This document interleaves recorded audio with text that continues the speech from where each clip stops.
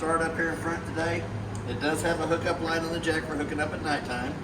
It has an up and down button for taking it on and off the vehicle. But there is a manual way that you can come to the plug here in the top and manually crank that jack up or down if for any reason it won't work off the switch. It has two 20-pound propane cylinders that are full, except for what we use to service the trailer. The arrow on the auto regulator is pointed towards that one there. It's showing you green inside the eye. As soon as that bottle would happen to come up empty, it's going to turn red inside the eye, indicating that the bottle it's pointed to is empty. If the cylinder on the opposite side is already opened up, it'll automatically pick up from this side here so you don't lose your gas service in the middle of the night. It's still going to show you red inside the eye that the bottle it's pointed to is empty. Then all you have to do is flip it over to this side here, work off of that, while you take that one to town and have it refilled. It has one 12-volt battery on the unit, new battery. It also has a battery disconnect. The battery disconnect's used for in-between long trips. If you're not going to use the unit, you want to save all the 12-volt juice in the battery that it has whenever you park it. Turn the key to the off position, pull the key out, put the cap over it, and it will save all the juice that's in the battery for the next time you come to it. But it also has solar panels up on top. So if you want the solar panels to charge the battery, you have to have the key in the on position, or if you're plugged into the 110, the key has to be in the on position for it to recharge the battery up front. It's got two holes in the bottom of the bottle cover with a bungee cord that goes underneath the metal rack that holds it in place. But you also have the quick disconnect at the top so that you don't have to take the cover off every time you want to get into the cylinders to open them or close them. Let's slide that back over. It also has a 7-way holder on the side. It keeps the 7-way up off the ground and your chains. That way they don't corrode as easy. And as we start down the off-door side, we have balance jacks on all four corners. They are for stabilizing the trailer only, not for leveling from side to side, just for stabilizing. Here again, we got magnets on each one of the doors that holds the compartment doors up. It does have a big through compartment in here. You can store a lot of stuff in there. So here again, we're going to shut that back off. And as we start down the off-door side, the first thing we come to is the termination valves. The gray 2-inch valve in the front is for the kitchen sink, the bathroom sink, and the shower water. The 3-inch valve in the back is the toilet water. You'll want to pull the toilet water one first, let it all drain out. Pull your gray one, let it all drain out. Then we also have a black tank flush connection here that you can hook to with the water hose and regulator. Turn water pressure onto it. Has a little aerator on the inside of the black tank that spins around. Cleans more of the debris out of the black tank. Here again, we're going to come back up. We have our two low water drain points. The red is the hot side of the water system. The blue is the cold side of the water system. They are used for winterizing and dewinterizing and in between long trips. If you don't want to leave the water in it, you can take them caps off and let the water drain out by opening up your faucets, and it'll all drain out those two low water drain points. The Suburban on-demand water heater has a switch on the off side that has to be in the eye position for it to work. And I'm going to show you more about it. It does have a digital readout on the inside. It does still have water in it, so we'll be able to show you how it works on the inside. But you have a freshwater tank fill here that you can fill with a water hose. It does have a little white cap underneath for draining the fresh water out of it. Then we have our outside of our furnace. It's going to suck cold air in the top, hot air at the bottom. I always suggest putting a mud dauber screen over the outside of the furnace for the simple fact, once it's been lit on propane, for some reason mud daubers love that smell. They go inside there, they build their little dirt nest on the inside of the chambers, which causes the furnace to cycle improperly. So that little $20 investment's worth its weight in gold if you ask me. The next connection back is our 50 amp power cord. It goes on, makes a quarter of a turn, tighten up the black knob. On the opposite end of the power cord, it has two little blue lights indicating that it has power coming through it. We also have our city water connect that you can hook to with a water hose and regulator and never have to fill the tank. Work right off the water pressure going to the city water connect. Then we have an outside shower here on the outside that gives us hot and cold running water to this side of the unit.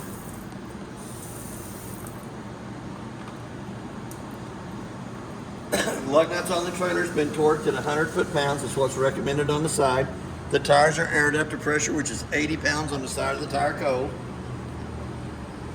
We have our second stabilizer jack here in the back. But before I walk too far away from it, it does have a stove vent above the kitchen stove. 2 little tabs have to be lifted up, allows that flapper to flap. But in travel, you'll want to push those tabs back in so that it sits there stationary and doesn't sit there and flap till it breaks out going down the road. Second stabilizer jack on the outdoor side. This is for stabilizing, not for leveling. Then we have a place for park cable hook up here in the back. And we have a vent for the toy hauler area. As we come around the back, it's prepped for a backup camera up top. And I'm gonna go ahead and turn these handles sideways. It does have a light on the back so that you can see the deck and the toy hauler area. We're gonna go ahead and pull it out. We're gonna walk it back down.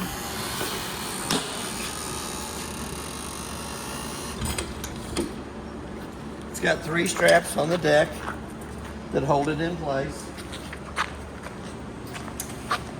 So we're gonna loosen them up. We're gonna fold it up. Fold up the side. Over here it's got a little connection that slides in place, locks in place there. We're gonna do the other side. It's only got 2 straps on this side. So we're gonna fold it up. Fold up the side. Bring it around. Slide it into the little groove, lock it in place. Little gate will come over to the side. Locks in place there. So the critters can't get out. Or the kids, either way. It does have a little side part here that comes in and hooks onto the metal on the side so that the doggies don't fall out between the gates and the walls itself. Or it can be used to bring the toys inside. So you'll pull this cable here, pull that pin out, let that cable, and let it go all the way down to the ground for taking motorcycles or side-by-sides, whatever you're putting inside the toy hauler. We're gonna leave this open for right now. I'll put it up when we're done. Third stabilizer jack on this side over here. Does have the 2 JBL speakers on the outside. It also has a 110 outlet and a park cable or antenna hook up here, so you put a TV on a table out here, watch the ball game underneath the canopy. We're gonna slide right by the front door. 4 stabilizer jack up here. Does have a quick disconnect gas line up here at the front that you can hook to with a quick disconnect line. If you had a fish fryer or a barbecue pit or something like that, Blackstone that would work off the propane on the front. Here again, we still have the magnets on the compartment doors. 2 handles, the little handles for the tongue jack. The bigger handle is for the balance jacks on all 4 corners. Now we're gonna go to the inside of the unit. We're gonna go back to the front door. We're gonna lift up on the handle, pull it over to the side. We're gonna open the front door fully open. It does have a blue handle on the left-hand side that loosens the steps from the door frame itself. It does have a little push button underneath each one of the legs. 15 to 18 slots in the legs for adjustment. But when the steps come out and lay down, they have to lay flat in the threshold so that the door closes over the top of it properly without dragging. Here again, we're going to go back in. It does have a working fire extinguisher on the left-hand side as we step into the unit. We're going to come up to the top here. It does have the JBL Bluetooth speaker. You can turn it on there, Bluetooth it to your phone. You can listen to the music that's on your phone. We're going to turn it right back off. We're going to come right down to the monitor panel. The little green sticker here to the right hand side tells you what it is. The battery button tells you the voltage is in the battery. Freshwater tank is your clean water. Black tank is your toilet water. Gray tank is your shower and sinks in the unit. So we're going to come back up to the top, and it's showing you that the fresh tank is still full in the unit. The black tank is empty, the gray tank is empty, and your battery is fully charged. To get an accurate reading on the battery, you really need to have the 110 line unplugged, and then you can check and see how much juice is in the battery itself. So here again, we're coming back down. The first switch on the left-hand side is the main lights throughout the unit. The second one is our awning lights. It's underneath the awning. We have a porch light that turns the light on the back deck. We have a set of tank heaters underneath the unit that turns the tank heaters on for cold weather use. And then we got our water pump switch that turns the water pump on. We also have our awning switch to run the awning in and out. So we'll run it out real quick. It does have the decorative lighting up against the side of the trailer, which is your awning lights. It's always good to make sure there's not a tree on this side or another trailer that's too close. But we've already had the awning out today, so we know that it'll go all the way out. It does have a skirt on the tube that'll hang straight up and down when the awning is fully extended out. So there we are. Each one of the arms has a pinch point at the bottom of it that you can pull down against. And we'll put the pitch of the rain going towards the front or the back. I can point to the arm, but I can't reach it. But it is right here that you can grab a hold of and pull down. It puts the pitch of the rain coming off the awning on this side, or you can do it on the back side, either way you want to do, and put the pitch of the rain going off the awning on the back side of it. Little sharp me has to use a step stool to get to it. Same here. So we come back in, we're going to go right down below that to the solar panel reading. It actually tells you that it's putting out 13.5 volts to the battery, but it is fully charged already. But you can check your batteries. You can run your amperage up or down either way you want it to go. We're going to come down to the thermostat. We're going to turn it on. It's 72 degrees in the trailer. We got the AC set at 62 degrees. We're going to hit that button twice. We're going to go over to off. Brings you over your fan speed, which is off. Hit that button again, it kicks the AC off automatically. So we're going to turn that right back on. We're going to go to the cool side of it. Bring it back over to where the fan side says auto and high. Hit that. Then if you roll the knob, it will change the temperature setting on it. You can go higher with it or lower. I like to run it at about 60 degrees. And if you hit that mode button one more time when you're on the mode side, it will come over and do the heat the same way. Except for you'll dial your temperature up for the heat instead of down. And you always want to run both the appliances in the auto position and high on the fan speed. Right down below that, we have an LP carbon monoxide detector. It's going to give you this little annoying sound. And that's for the carbon monoxide side of it. It's going to do it one more time before it quits. And as we step back into the unit, it does have a smoke alarm right above the door. It's going to give you the same kind of annoying little sound. We have the straps, tie downs in the floor for putting the toy in. Since this is kind of a bedded area, they give you a bigger fire escape window right here that you can open up to get out, access out of it. The handle's marked red for an exit. We got a kitchen table that goes between the two benches, and I'll slide it over. Little black strap here loosens the bench from the wall. Little button slides over to lock the legs in place. Then the tabletop or the bench top slides down between there. This table will also fit between the two benches and can use the cushions to go over the top of it. It does have a slider window underneath the black canvas. So I'm going to slide this over to this side. Here again, the cushions are pretty simple. They just lay down.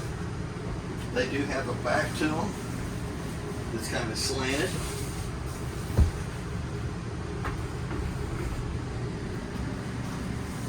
This is the cushions for this bench over here on this side.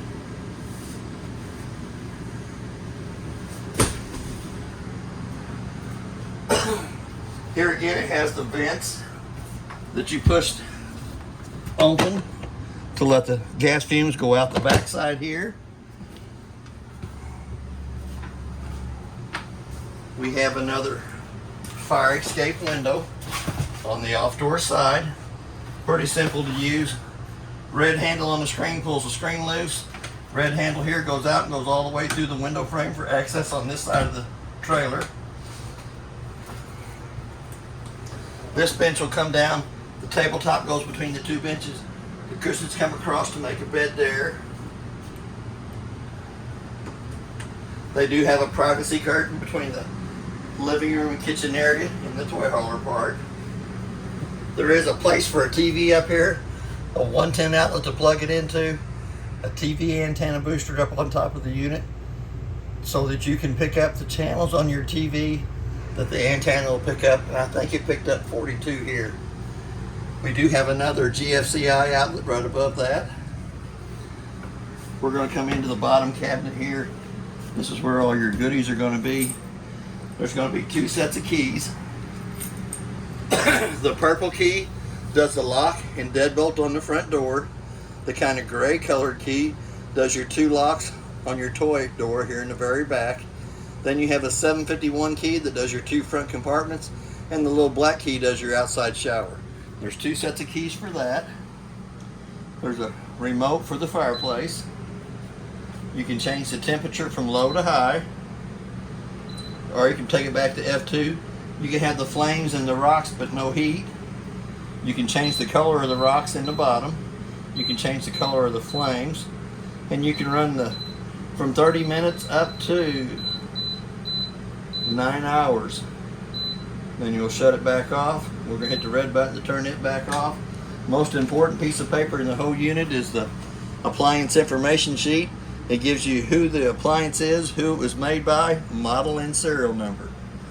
So if any of the appliances go out, if you call the warranty guy to ask him, that's the first thing he's going to ask for is the model number and serial number of the appliance that's not working in the unit, but it's all on that little piece of paper right there. All the rest of the paperwork's in the black bag. A lot of good reading in there on all the appliances that's in the unit. So I'm going to slide them right back down. You have a drawer on both sides. Shelf down below. We're going to come over. It does have quite a bit of cabinet space up here at the top. A lot of extra little goodies. But it does have a picture here on the wall that you can take a picture of with your phone. Go into Sears, and it has manuals on every unit that Salem makes. It's not just this one, it's all of them. It tells you about the monitor panels, it tells you about your slide rooms, it tells you about your jacks, all different kind of scenarios of your appliances, how to run them. We're going to come back to the kitchen sink. Light above the sink has to be turned on by hand. We do have hot water on the left side, cold water on the right side. The little red and blue light indicates it. Does have a stopper inside the sink. Pretty good sized cabinet space down below. The panels with the screws on it accesses you into the back of the shower and the water fill on the unit here. We're going to come back to the glass stove top.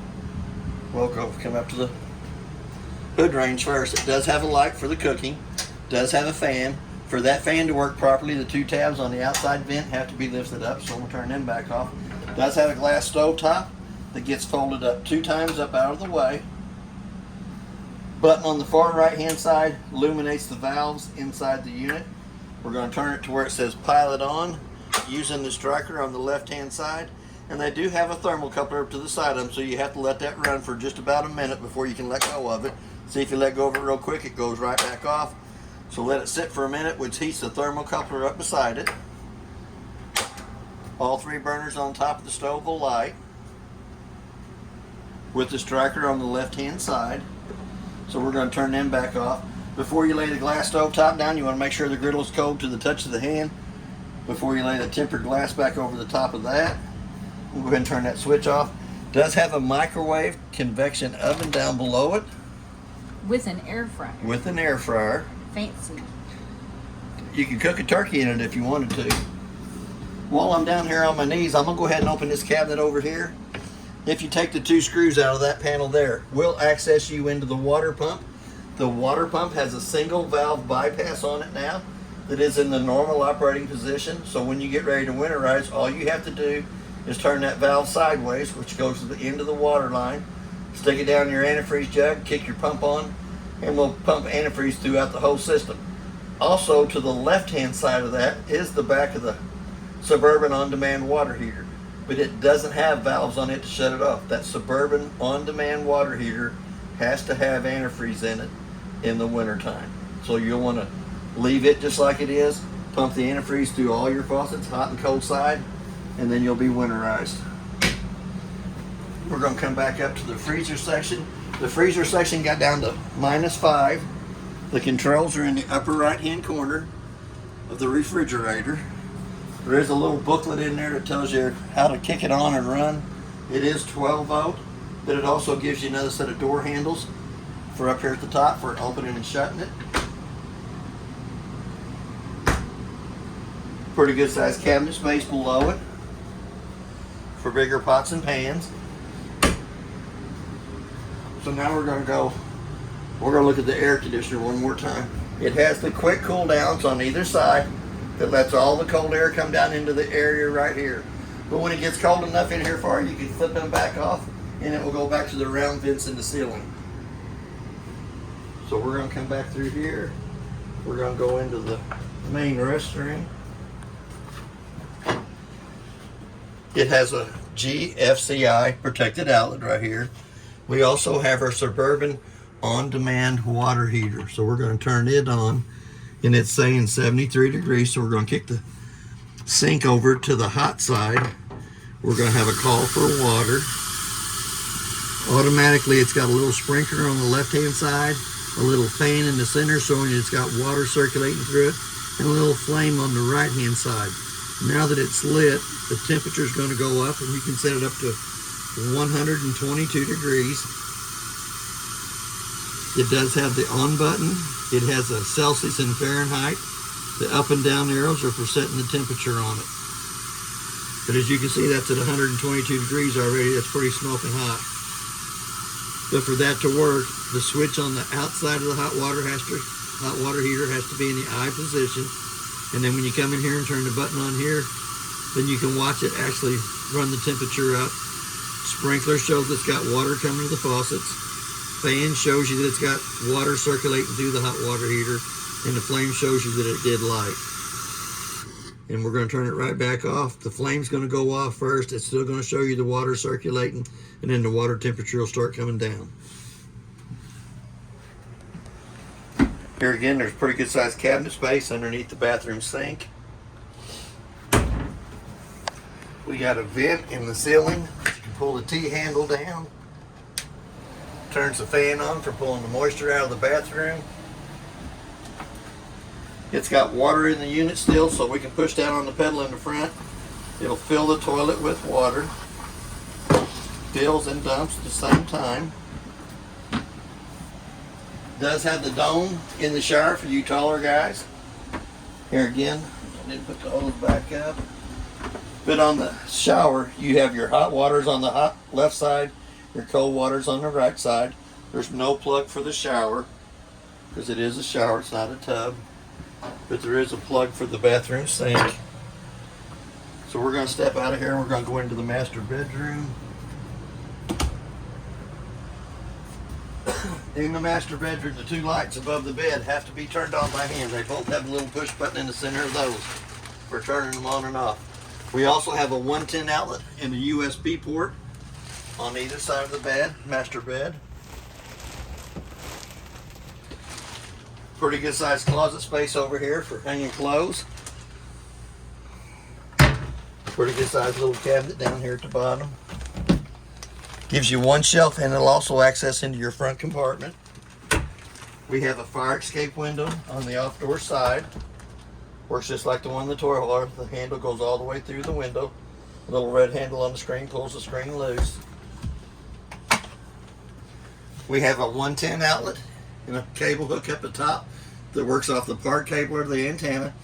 It's already got a little flat mount screen mounted there for a TV. It's also prepped for a washer and dryer.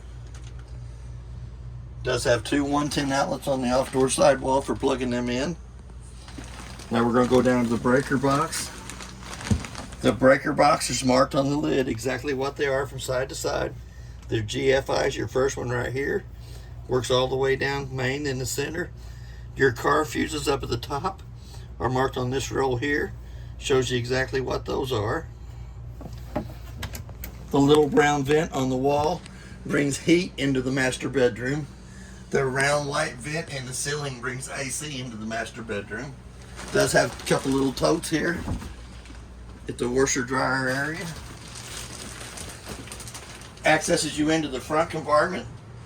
Full access in here, and 4 more little totes at the foot of the bed for shoes, socks, Snacks.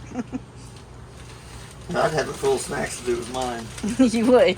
But there is shades on the master bedroom windows to pull down to black out all the light from the outside.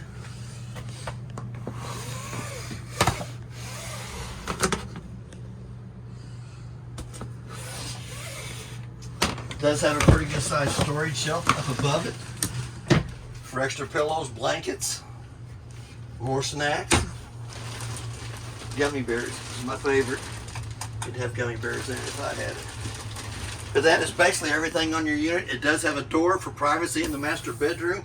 Between that and the hallway, there's a privacy door on the bathroom area, and there is a curtain in the toy hauler area for the bedded area in there. That's basically everything on your unit. If you have any questions, I'll try to answer them the best that I can. Thank you for your time.